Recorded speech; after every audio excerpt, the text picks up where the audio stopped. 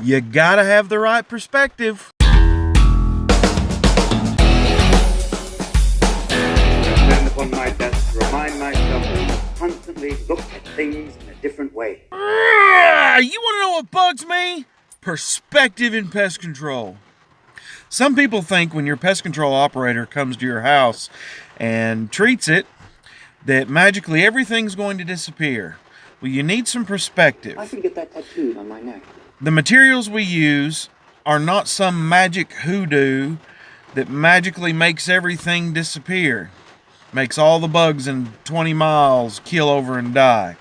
There are many factors when it comes to treating for bugs and how long it's going to take to get rid of them. One of those is conducive conditions. If your house is absolutely filthy, all of that is food for insects. It's going to attract them in.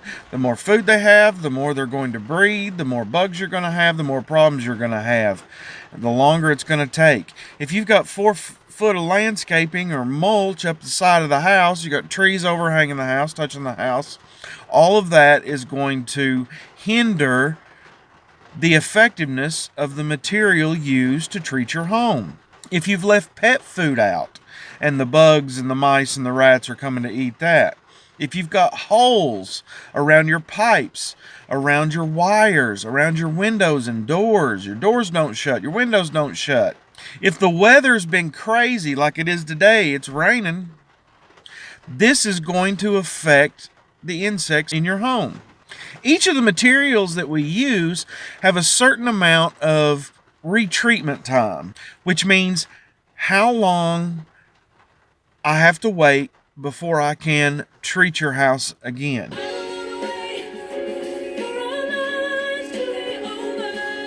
If I treat around the perimeter of your house, around your windows and doors to prevent bugs from coming in, when they walk through that material, it's not going to instantly kill them. You're not going to have a line of dead bugs at your front door.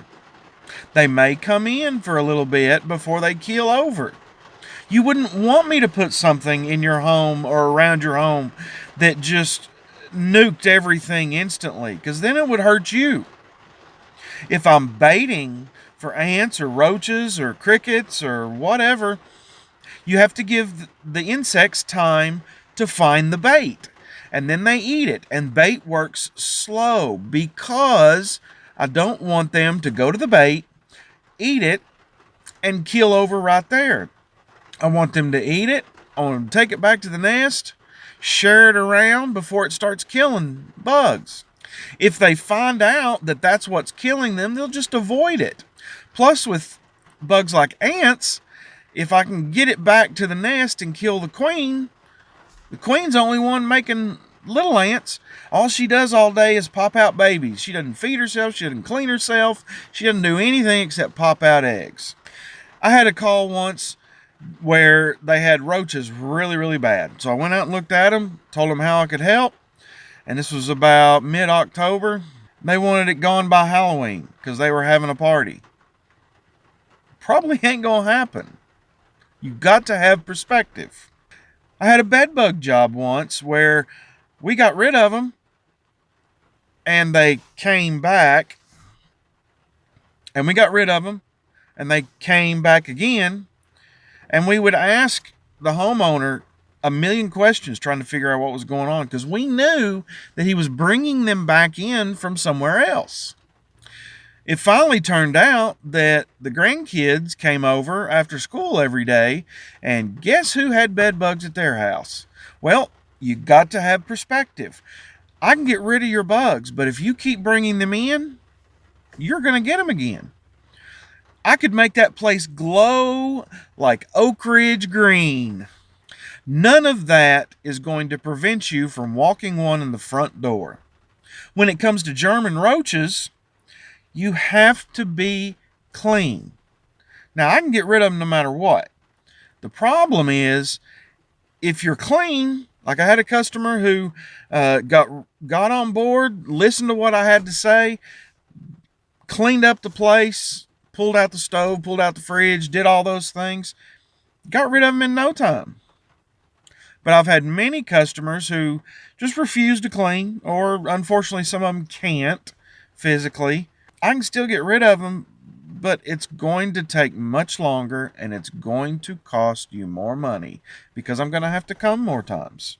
You have to have perspective. I'm not a magician. I don't have my little pest control magic wand. Pew, dead bug. Pew, dead bug. Pew, dead bug. Ain't going to happen. Okay? Let's talk about overwintering pests and flying insects. In order for me to kill something, I have to put something somewhere, and then that something has to get into it in order to kill them. So if I treat your home and I kill 1,000,000 overwintering pests, kudzu bugs, stink bugs, ladybugs, and box elder beetles, or flies, great. But what's going to come over from the neighbors? They have to come over and get into the material in order for it to kill them. So modifying the habitat, modifying the home, sealing holes, things like that are what is truly going to give you the best relief. I've had several customers with fly problems. They constantly have flies around the house, in the house. And the first question I always ask them, are there cows or horses around? And almost always the answer is yes. Well, again, you have to have perspective. I can kill the flies, I can kill the mosquitoes, whatever, but they fly. More are going to come from the neighbors, from down the road, from the woods, from the cows. You have to have perspective. So let's talk. There's a solution for almost all pests, but you have to have perspective as to what it's going to do. If you took ketchup and wanted to clean your kitchen counters, it's not going to work, is it? You have to have an expectation of the product, of what it's designed to do, what it's supposed to do, and there's right choices and wrong choices of things to use to treat and of things for you to do and not do. You want to know what bugs me? Pest Control Perspective. But I love to kill those bugs. Killing me, Smalls. I think I smell a rat in my house. Mice, I thought she had rats. No, rats are outside, mice are inside. Yo, but what if a mouse goes outside? Does it become a rat? And if a rat is in the house, is it a mouse? I ain't never seen no mouse outside. That's because it's a rat, fool. Damn. Oh, I think I found a rat. Take it, you dirty yellow-bellied rat, or I'll give it to you through the door. Keep that shade, you filthy animal. This is the rat bird.